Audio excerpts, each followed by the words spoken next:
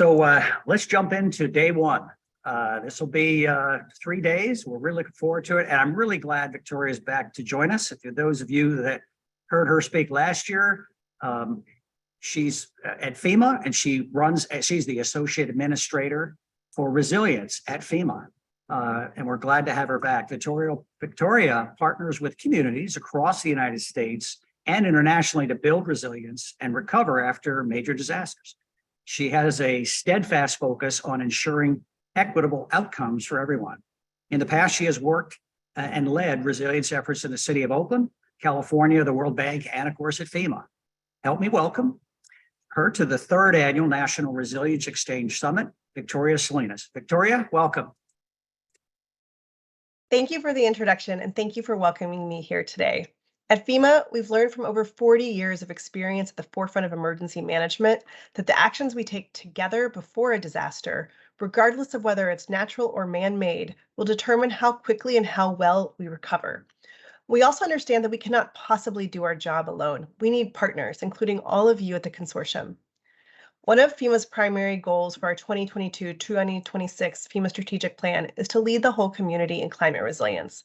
And to advance this effort, this year, the Office of FEMA Resilience that I lead, which was established in 2018, aims to do 3 things. 1 is to create a unified resilience organization and culture. 2 is to accelerate resilience initiatives to help contend with the varying and diverse hazards faced in our nation's most at-risk and disadvantaged communities. And 3, it's to establish FEMA's leadership role in building national, community, and individual resilience. Implementing these goals will help our nation build all hazards resilience. It's also been about a year since I last had the pleasure of speaking to the consortium, so I wanted to begin by sharing some relevant observations on how we operationalize public and private partnerships for critical infrastructure initiatives and how this can help make more resilient communities. So let's flash forward to the next 40 years. While it may be kind of hard to predict exactly what happens in the future, thanks to rapidly evolving science and technology, we do have a better opportunity to understand the challenges with a greater level of certainty than ever before. So the 2022 sea level rise technical report, for instance, shared that there was 10 to 12 inches of sea level rise expected over the next 30 years. This will be as much sea level rise as was experienced in the last 100 years.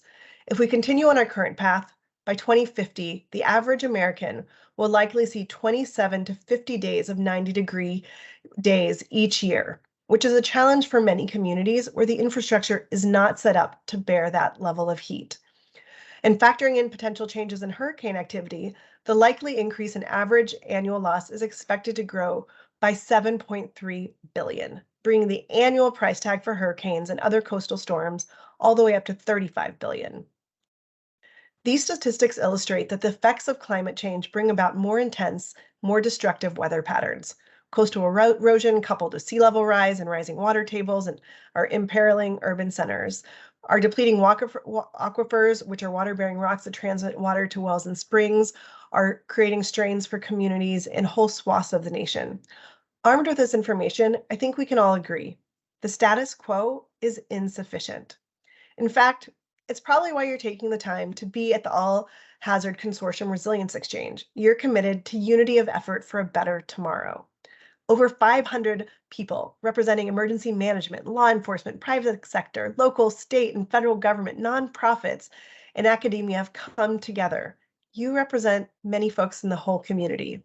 When it comes to whole community resilience, this means that first, we must recognize that equity is the cornerstone of resilience. Without addressing the needs of our most vulnerable populations, neither communities nor corporations will be able to survive, adapt, or thrive in the face of increasing shocks and stresses. Second, that all hazards focus means integrating the strengths of traditional disaster preparedness and hazard mitigation with climate-informed science approaches. And finally, adopting a cohesive and coordinated approach to working together to build resilience will enable us to leverage our respective strengths to support those we serve.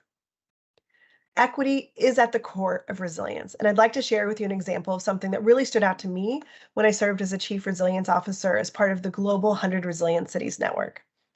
On the screen, you'll see a picture from Turkey. It was taken right after the 1999 7.6 magnitude Izmit earthquake. This Toyota facility was engineered to withstand strong earthquakes and seismic shocks. You can see in the picture that it had hardened roads, it had modern systems and plant designs to improve economic opportunity. What else do you see in this photo? Good news, no visible damage, a manufacturing facility fully intact, but what else? That parking lot with only a few cars on a workday, very few people anywhere. The next photo is of the neighboring community where all the workers for that factory lived. Elsewhere in that region, there was over 17,000 people killed, 50,000 injured, upwards of 6.5 billion in damages, 500,000 people left homeless, water, electric, transportation, communication systems disrupted. You can probably think of a parallel example from your own experience. While the resilience of infrastructure in this example was certainly important, without equitable whole community resilience, where does that leave us? The bottom line is we cannot be a resilient nation without undertaking long-term vulnerability reduction and addressing the chronic stresses that erode people's capacity to survive, adapt, and thrive. Examples like these are why FEMA has made instilling equity as the foundation of emergency management the #1 priority in the strategic plan. We also need to maintain a focus on all hazards. This means integrating the strengths of preparedness with mitigation with climate-informed science. Many communities across the nation are dealing with chronic stresses, and these can range from lack of affordable housing to poor air quality to poverty and inequity, aging infrastructure, and this is coupled with acute shocks, whether it's wildfires, flooding, infrastructure failures, heat waves, severe storms, extreme rainfall like we've just experienced in California. Reducing risk through smart investments in infrastructure is critical. But with increased frequency and severity of events, it does not replace the need to prepare individuals, families, and communities. This also means that we need to think about critical infrastructure, and we need to push ourselves to think about what is critical to whom and why. For instance, the resilience of schools and public transportation are critical to working parents, just like the resilience of the electric grid is important to industry, healthcare, and homes. In fact, at FEMA, we've embarked on an organizational transformation to ensure that we are structured to support the needs of the communities we serve, and in the future, today and in the future. We've named this undertaking Road to Resilience. Since its establishment in 2018, this organization has experienced tremendous growth within our programs, as well as an increase in the risks and threats from all hazards facing our nation. And we need to transform to meet this new operating environment. So we are examining how we're organized programmatically to lead to more integrated assistance to those we serve. We've prioritized things like individual and community preparedness in our Homeland Security grants. In our natural hazards grants, we've prioritized the need for multi-benefit solutions to resilience, which includes tackling the cascading consequences of cyber attacks on critical infrastructure. We are no longer satisfied with funding single peril solutions. Rather, in support of all hazards resilience, we want to see more projects that address the full range of shocks and stresses communities face, delivering real resilience dividends to the nation. But the challenges are real. Capability gaps are often most severe among disadvantaged communities, which are both high risk to disasters and have fewer resources to adapt on their own. These communities often experience differences in how prepared they are to respond to disasters, how well their homes and businesses have been adapted to mitigate local hazard conditions. We need to adopt a cohesive and coordinated approach to work together that leverages all of our respective strengths. Public sector financing right now, it's at a historic high due to the bipartisan infrastructure law, Inflation Reduction Act, American Rescue Plan dollars and CARES, COVID hazard mitigation grant dollars. Funding is not the challenge it has always been in the past. We've got new mechanisms for funding resilience. In December, FEMA launched its first revolving loan fund, Safeguarding Tomorrow, with 1% interest rates, no benefit cost analysis requirement, the ability for these dollars to be the non-federal match for other hazard mitigation assistance. Big changes. Other federal agencies are also beefing up their revolving loans and other grant programs with billions of new dollars available to communities. While this is certainly huge, when I was at COP27 in Egypt this past year, the United Nations Climate Change Conference, John Kerry, our U.S. Special Envoy for Climate, told a room of business leaders, all of this public sector dollars is not enough to deal with the worsening climate crisis and the level of adaptation we must undertake to meet the challenge in front of us. And I'll give you one small example from end of last year when I was in Puerto Rico. How many of you know that FEMA now has started funding coastal reef restoration as part of coastal resilience, coastal erosion solutions? We're doing this in Puerto Rico. In December, I was walking in front of on the beach in front of some of the hotels where public financing will address coastal erosion through artificial reefs. This has economic value for those hotels. Yet currently, the full freight of the cost of doing these investments in the reefs is borne by the public sector. We need to make all our dollars go further through identified shared value and establishing mutually beneficial partnerships. Some of you may be aware that also at the end of last year, President Biden signed into law the Community Disaster Resilience Zone Act. This new law calls on FEMA to identify the highest risk disadvantaged communities and designate them as special investment zones where public and private sector capital come together to accelerate resilience in a 5-year period. Through partnerships, this can be a game changer and lead to more projects with diversified capital stacks.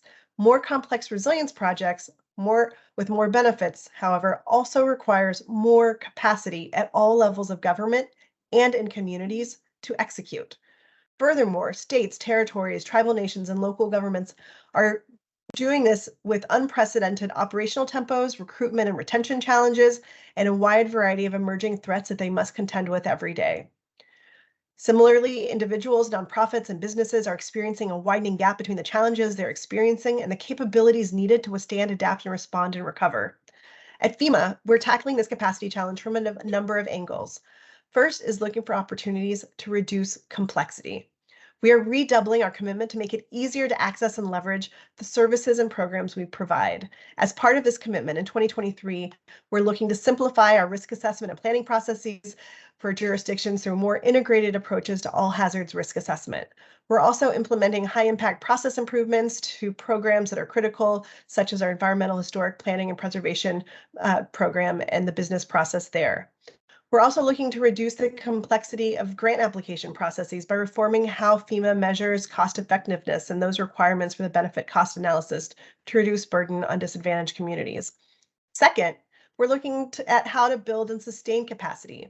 We believe that the nation's most at-risk and disadvantaged communities deserve a FEMA that will make it easier to understand current and future risk, makes it easier to support community-driven resilience plans, and strengthens preparedness, risk reduction, and long-term vulnerability reduction. It facilitates integrated planning and financing of resilience initiatives, including through the coordination with other federal agencies and sectors, invests in long-term expansion of local technical capability and capacity so that there's the ability to design, develop, and manage resilience initiatives, and provides integrated and tailored support to meet the diverse needs of the whole community. We are not the only ones that can do this. Many of you have the relationships as well as assistance that can be provided. In fact, we are dealing with a multidimensional challenge. Hazards don't respect geographic boundaries. We need partnerships and government structures that take this fact into consideration. A prime example is farmers in New Mexico, who are just as dependent on the climate-threatened Rio Grande water supply as the farmers in Chihuahua, Mexico. The challenge affects both nations. As you go into your sessions, remember this: we cannot have a resilient nation unless we are all resilient. Therefore, we must accelerate all hazards resilience in our nation's most at-risk and disadvantaged communities. We've got experts of all kinds, businesses and organizations that are deeply committed, historic public funding levels, new mechanisms to focus our efforts together. We can do this. 40 years from now, we can, and we will look back and recognize that through our collective willingness to challenge the status quo, we were able to change the trajectory of our children and our children's children. Together, we will be able to shape the future in such a way that makes our community safer, stronger, and more resilient. Thank you for being here and for your partnership. This truly takes the whole community onward.